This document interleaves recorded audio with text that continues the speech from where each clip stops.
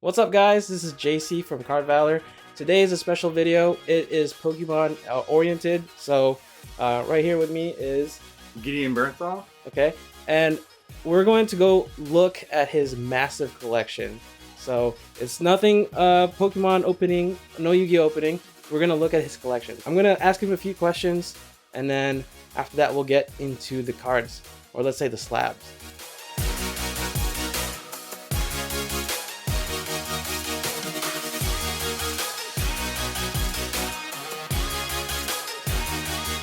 What made you start collecting Pokemon?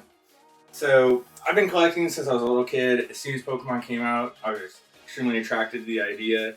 I'm a completionist, so I love collecting things.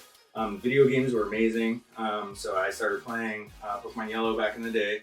It's kind of when I got interested in it. All my friends at school had Pokemon cards, so I would talk to them, see what they were getting at Walmart, go out, get a couple packs every once in a while whenever I saved up enough money. And I started pulling cards, and I just loved everything about the hobby. I loved everything about the game, and I've been in it ever since. Nice. Okay.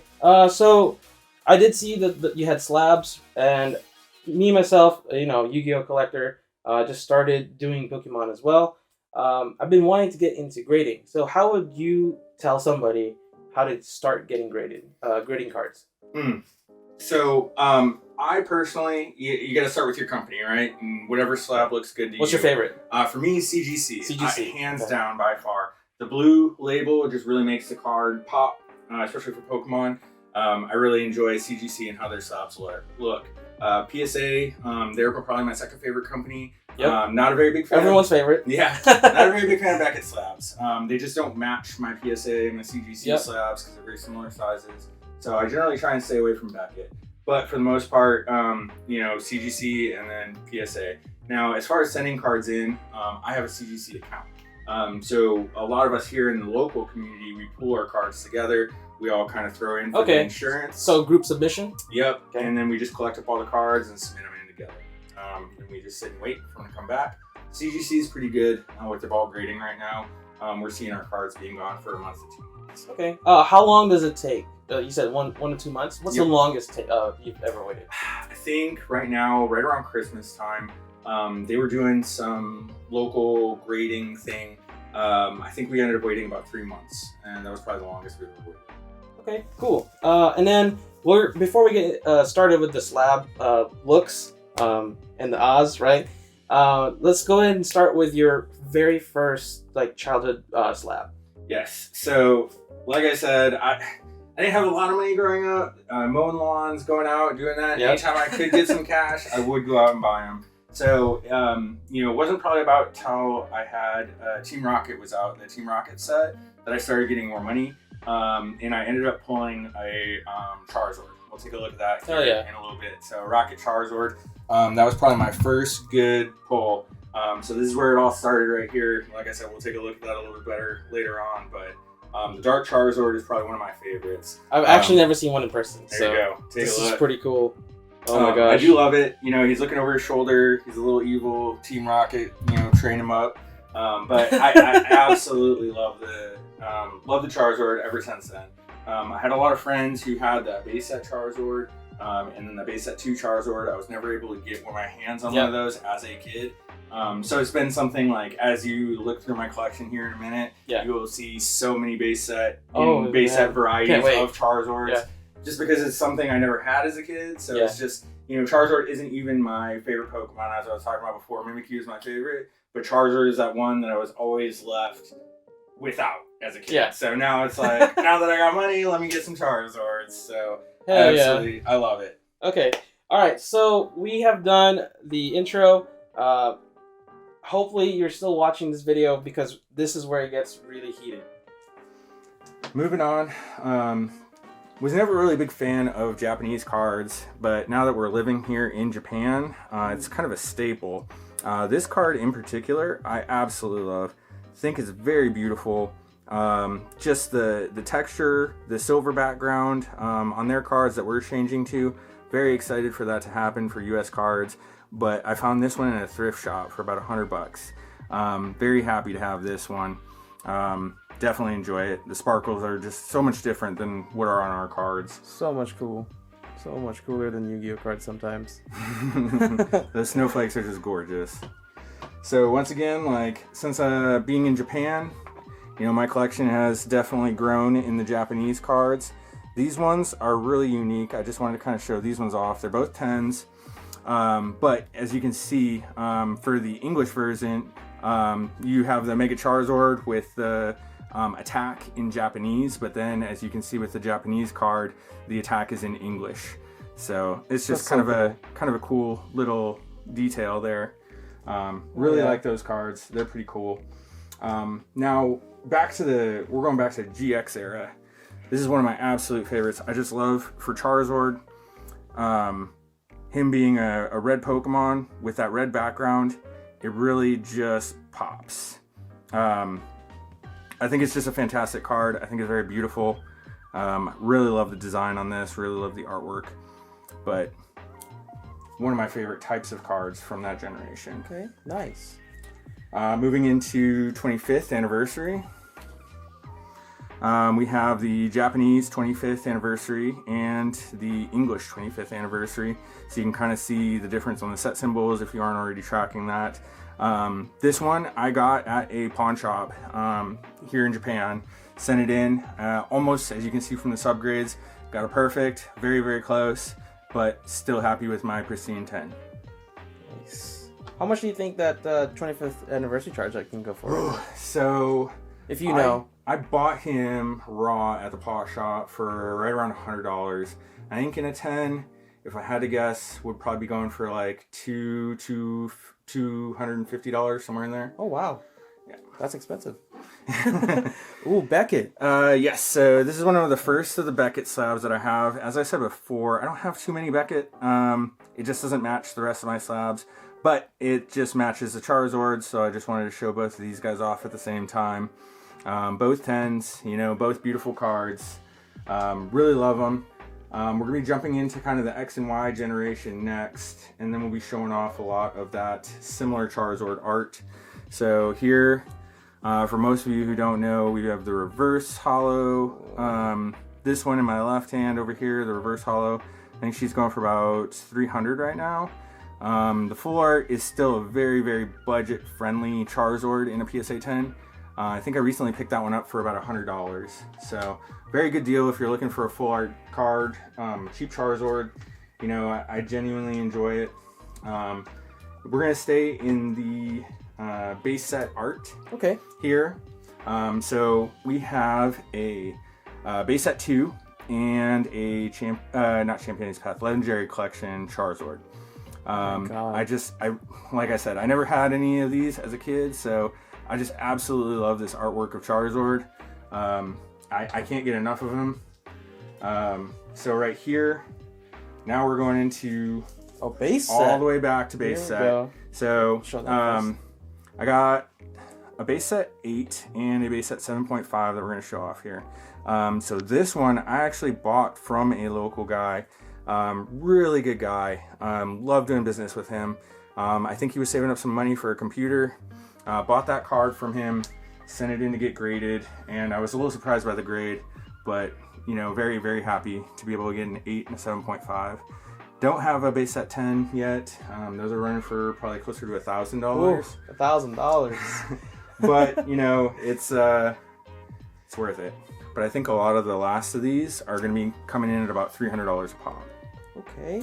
So here, for those of you who don't know, is CD promo Charizard.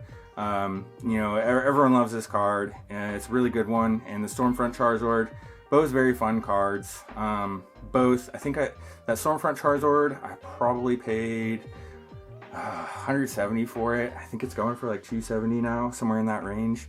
The CD promo Charizard, once again, I got a really good deal on it. But I'm just very happy it's in the CGC slab. Little sad that doesn't have subgrades, but you know, still very happy. Got two amazing Charizards. That's so cool. This one here, I love it. I love it. It's just an absolutely different art too. Gorgeous card. I'm sure someone in the comments can correct me if I'm wrong, but I think this was one of the it was the first of its kind for some reason. I don't remember exactly why. I know it wasn't the first secret rare. I know they were doing secret rares way before this, but there is something about the rarity of this card that was unique to it. But I just love the Shining Charizard look. The Black Charizard is just absolutely gorgeous. He looks like he's in a full-on attack. It's just gorgeous, gorgeous card. Absolutely love it. Very nice. Moving into the last two before we get into the spicy stuff. With the EX, I really like that Charizard, but moving into the Dark Charizard too, it's really nice. You know, like I said, that Dark Charizard was one of the first Charizards I ever had. That 8.5 is really crispy. First edition, hollow. You know, it's just a gorgeous card. Love it. I think this one's coming in recently sold. CGC 9 with no upgrades was about $600. Dang. So really? Yeah. For a Dark Charizard raw? First edition, hollow. Oh man. In a CGC 9. Oh, okay. Woo. Not raw. Nice. Not raw. Okay. Wow. But you know, it's a beautiful card. Absolutely love it. All right. So now we're gonna get into would you consider these your grails? Yeah, I would say these are definitely more of my grails here. It's definitely a surprise for me too. So here, let's go ahead and get started. All right. So for the first one, Ooh. we've got the Hidden Fates Charizard GX. So when Pokemon prices were plummeting, this card, pre-COVID. Yeah. It got down to about $300.